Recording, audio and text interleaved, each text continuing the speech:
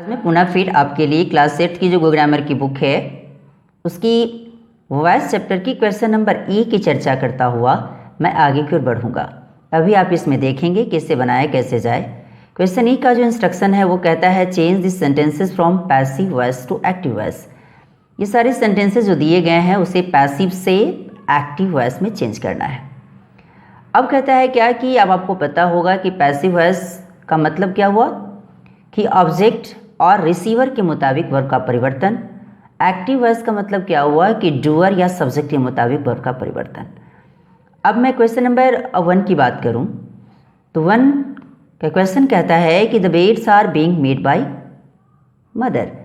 कहता है क्या है कि मदर के द्वारा ये सारी बेड्स बनाए जा रहे हैं। इसका मतलब क्या है कि सेंटेंस ये पैसिव में है और आपको पता होना चाहिए कि पैसिव से जब एक्टिव में ले जाएंगे तो पैसिव का जो सब्जेक्ट है वो एक्टिव का ऑब्जेक्ट बन जाएगा और पैसिव का जो ऑब्जेक्ट है वो एक्टिव का सब्जेक्ट बन जाएगा। और ये सेंटेंस प्रेजेंट कंटिन्यूअस का है तो प्रेजेंट कंटिन्यूअस का जब है तो उसे जब एक्टिव में लाएंगे तो हमें ऐसे बनाना पड़ेगा कि mother is making the beds, क्योंकि प्रेजेंट कंटिन्यूअस का स्ट्रक्चर ही होता है सब्जेक्ट प्लस इज़ या एम या आर प्लस V4 जिसे present participle form of the verb के नाम से जानते हैं और पुनः फिर ऑब्जेक्ट। तो mother is making the beds, mother क्या कर रही है तो मदर बेड्स बना रही है। Chemistry is being taught by our teacher, हमारे टीचर के द्वारा केमिस्ट्री पढ़ाई जा रही है। इसका मतलब ये है कि जब इसको जब लाएंगे एक्टिव में तो इसका जो ऑब्जेक्ट था सो एक्टिव का क्या बन जाएगा सब्जेक्ट, और इसका जो सब्जेक्ट था वो एक्टिव का क्या बन जाएगा ऑब्जेक्ट। तो our teacher is teaching chemistry, हमारे टीचर केमिस्ट्री पढ़ा रहे हैं। The bed should be dusted by the maid. अब यहाँ डस्ट है, डस्ट का मतलब साफ करना भी होता है या धूल झाड़ना भी होता है, क्लियर। तो ये जो बेड्स हैं तो मेरे मेड के द्वारा साफ किया जाना चाहिए या धूल को झाड़ दिया जाना चाहिए। तो आपको पता होना चाहिए कि इसमें जो है शुड भी लगा हुआ है। जितने सारे मॉडल आप पढ़े होंगे मॉडल्स, तो मॉडल्स में से कैन है, मे है, माइट है, इस प्रकार के वर्ड्स वगैरह आते हैं तो इसके जस्ट बाद आने वाला बी लगाना होता है। बी के बाद तुरंत वर्ब का तीसरा रूप जिसे पास्ट पार्टिसिपल के नाम से जानते हैं और इसका जो सब्जेक्ट है पैसिव का वो इसका क्या बन जाएगा ऑब्जेक्ट, और इसका जो ऑब्जेक्ट है सो क्या बन जाएगा सब्जेक्ट। तो the made should dust the beds, अभी एक्टिव में आ गया। The made should dust the beds, made को क्या करना चाहिए कि बेड्स को झाड़ देना चाहिए, साफ कर देना चाहिए। नहीं, धूल को झाड़ने के लिए भी डस्ट वर्ड का यूज़ किया जाता है। और मेड मतलब तो समझते ही हैं क्या होता है, दासी या नौकरानी जिसको कहते हैं आप। कहते हैं these logs are being burnt by the forest rangers. Forest rangers का मतलब क्या होता है, वन क्षेत्रपाल जिसको कहते हैं। कहता है कि ये सारे जो लॉग्स हैं वो फॉरेस्ट रेंजर्स के द्वारा जलाया जा रहा है और इसको जब लाएंगे एक्टिव में तो पैसिव का जो ऑब्जेक्ट है वो एक्टिव का सब्जेक्ट बनेगा और पैसिव का जो सब्जेक्ट है वो एक्टिव का ऑब्जेक्ट के रूप में काम करेगा। तो the forest rangers are burning this logs, ये सारे जो लॉग्स हैं ये सब लॉग्स कौन जला रहे हैं तो फॉरेस्ट रेंजर्स जला रहे हैं। कहता है the injured pigeons are being nursed by my neighbour's daughter.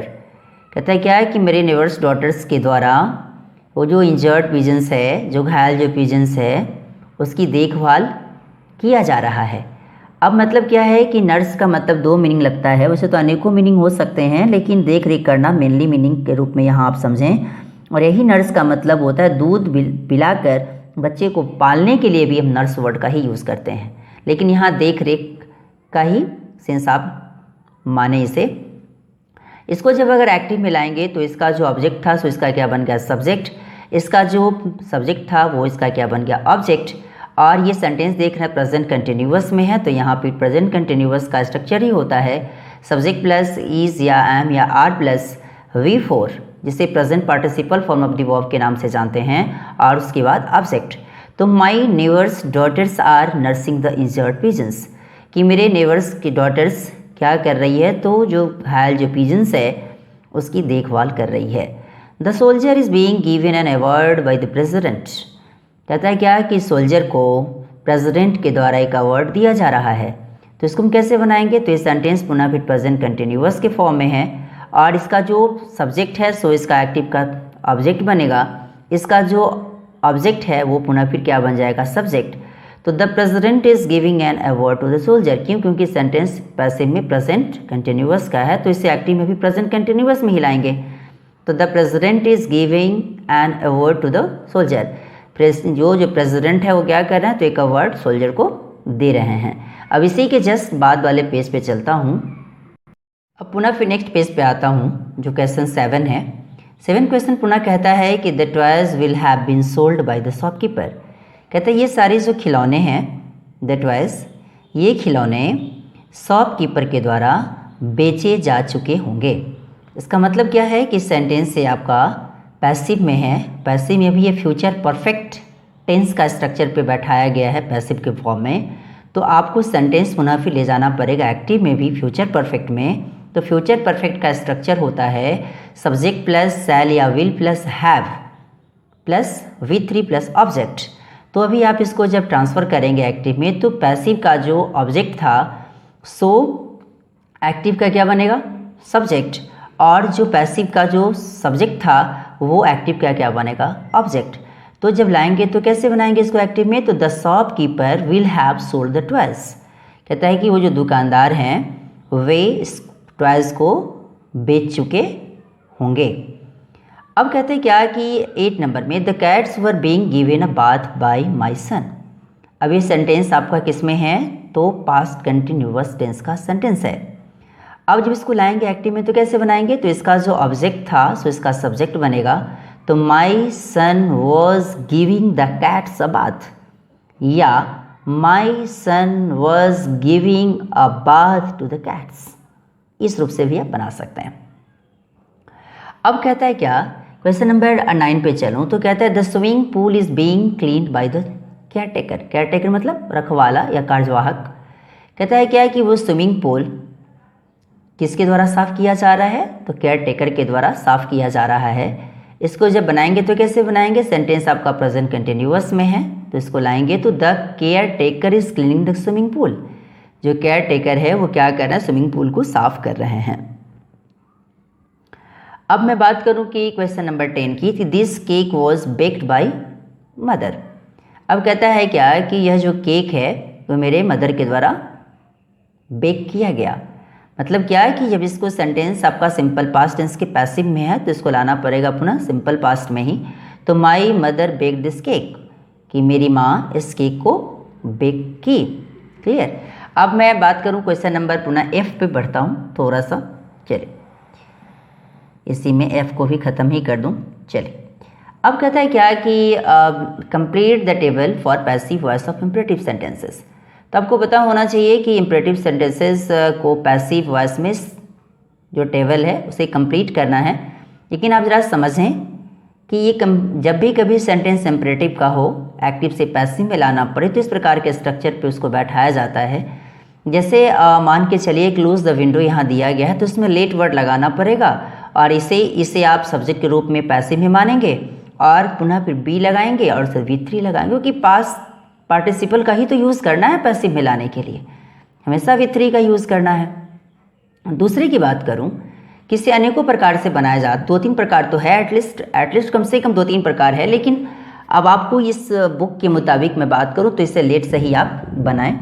जैसे क्वेश्चन यहाँ आपको कहता है कि ओपन द गेट, तो ये सेंटेंस किस में है, इम्परेटिव में है, तो इसको जब ले जाएंगे तो इसको हम कैसे बनाएंगे, तो let the gate be opened, नहीं गेट खोलो मतलब क्या है कि let the gate be opened, इस रूप से इसको बनाएंगे। अब क्वेश्चन 2 नंबर कहता है कंप्लीट द होमवर्क। अब कंप्लीट द होमवर्क जब अगर देना पड़ेगा तो कैसे बनाएंगे इसको पैसिव में, तो let the homework be let the homework be completed, इस रूप से इसको बनाएंगे, let the homework be completed. अब कहता है टर्न ऑफ द टेलीविज़न, तो टेलीविज़न को क्या करो, टर्न ऑफ करो, मतलब क्या है कि let the television be turn off, इस रूप से इसको बनाएंगे। आप मेमोराइज योर पोएम, कहता है कि अपने आप पोएम को क्या करें, मेमोराइज करें, मतलब क्या है कि let your poem be memorise, इस रूप से बनाएं। अब कहता है स्पीक द ट्रुथ, कहता है क्या है कि सच बोलो, मतलब क्या let the truth be spoken, इस रूप से इसको बनाएंगे। अब क्वेश्चन कहता है हेल्प द नीडी, तो let the needy be helped, इस रूप से बनाएंगे।